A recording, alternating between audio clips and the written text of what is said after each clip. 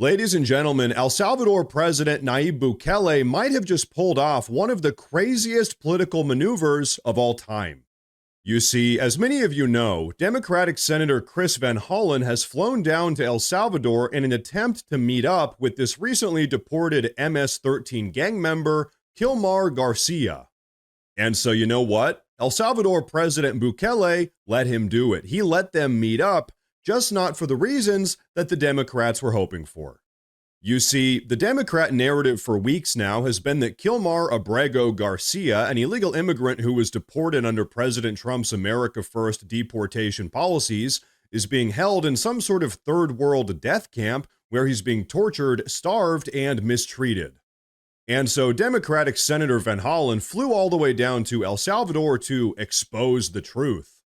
And so what did President Bukele do in response? He called their bluff and exposed the Democrats for the absolute idiots that they are.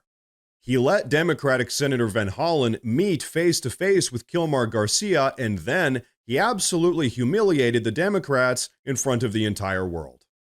You see, after their meeting, Bukele took to Twitter and posted, "Kilmar Abrego Garcia miraculously risen from the death camps and torture, now sipping margaritas with Senator Van Hollen in the tropical paradise of El Salvador." Folks, you can't make this up. You literally could not write a script better than this. But folks, then President Bukele went on an absolute Twitter tirade. Take a look at this. First, President Bukele retweeted a post saying, "Imagine if Democrat senators cared about Americans as much as they do foreign gang members who spent a few years in the U.S." And then he retweeted another post that said, "Democrat Senator Chris Van Hollen is now sipping margaritas with alleged wife-beater and MS-13 gang member Kilmar Garcia in El Salvador." And then, finally, Bukele himself posted a status saying, "I love chess." Then he retweeted another post saying, "Checkmate." Folks, that's right. This entire situation was a setup designed to make the Democrats look like the anti-American traitors that they actually are. President Bukele baited Van Hollen into coming down to El Salvador, let him take the photo op with the MS-13 gang member, and then used that very same photo op to absolutely eviscerate the Democrat narrative. And now, you know what? Take a look at what Stephen Miller had to say about all of this. Sean, we've reached a point in American politics where we have one party led by President Donald Trump that fights for Americans, and a second party, I guess led by AOC, that fights for illegal aliens. But not just illegal aliens, criminal, wife-beating, terrorist illegal aliens. Two immigration judges, as you said, found that he was a member of MS-13, as did the arresting police department here nearby in Prince George's County.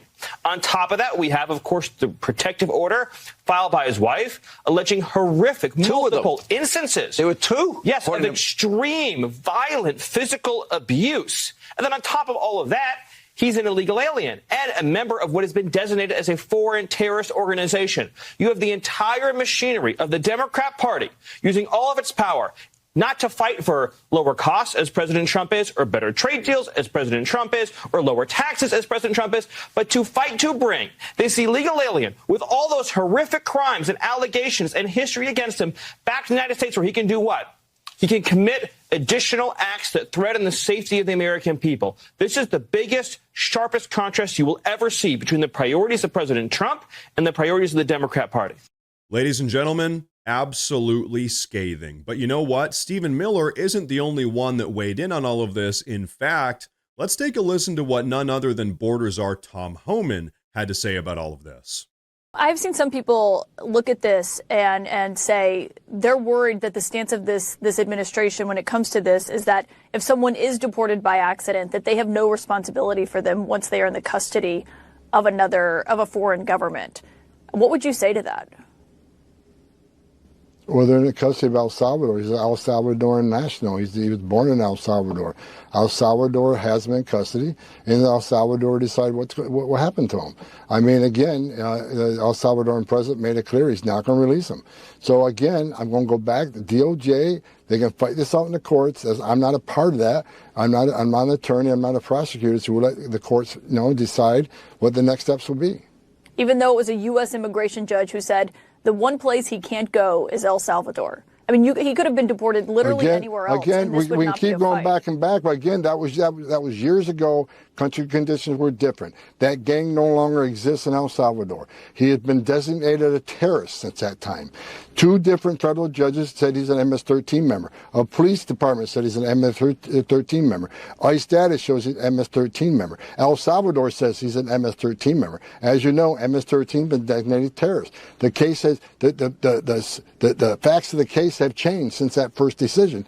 So again, I'll leave it up to the DOJ to argue that case in court, but that is where I stand, and that's my belief. Now, folks, what do you say we talk about what all of this really means? Senator Van Hollen, a sitting Democratic U.S. senator, just traveled to another country to advocate on behalf of a foreign criminal, a man with documented connections to MS-13, who was deported under the law by the Trump administration. And instead of standing with the American victims of illegal immigrant violence, Democratic Senator Van Hollen posed for photos with a violent, wife-beating gang member in a tropical paradise while sipping margaritas.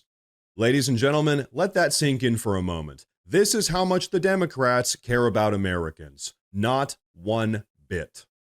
Meanwhile, the Democrats and their media-connected lapdogs want you to believe that they're the party of compassion. They're the party that's always sticking up for the little guy. Because from where I'm standing, it looks like the Democrats are more concerned with PR stunts and cartel-connected criminals than they are with actual American citizens.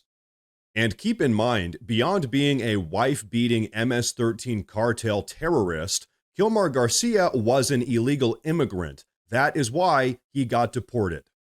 The Trump administration deported him because he was an illegal immigrant, and they had evidence of his MS-13 affiliation and domestic abuse record. Folks, this wasn't just some random deportation, it was a necessary action to protect American citizens. And so really, this is why the America First agenda is so important. America First is not for the political elite, it's not for illegal immigrants, it's for everyday Americans who deserve safety, accountability, and leaders who put them first. But instead of pursuing that America First agenda, Democrats like Senator Van Hollen are using your taxpayer money to go advocate for a guy who should have never been in the United States to begin with. And Bukele let him do it just to prove a point. And ladies and gentlemen, as we said earlier, Bukele's plan worked perfectly. The entire world has watched all of this unfold in real time. Bukele exposed the Democrats' obsession with violent gang member illegal immigrants. He exposed their blind hatred of President Trump's immigration policies. And most importantly, he exposed the Democrats' ongoing disregard for everyday American citizens. So you know what, folks? Here's my personal opinion. I hope President Trump continues to deport illegal immigrant, violent cartel gang member terrorists down to El Salvador. This entire plan seems to be working pretty well to me. Because, ladies and gentlemen, I'll tell you what, the fewer of those people we have in this country, the better. And that is what America First is all about. Now, everyone, before we wrap up with today's video, I want to say real quick that I've actually gone ahead and made a community Facebook page where I'll be posting additional news and updates as it relates to all of this. So if you guys use Facebook, check out the pinned comment down below and give that page a follow. But everyone, that is going to be a wrap for today's video, so please go down below and drop a comment. Let me know what you think about all of this. Please like the video while you're down there. If you guys enjoy the daily news updates, please consider subscribing because it really does help a ton. Thank you all very much for tuning in today, and of course, as always, stay safe.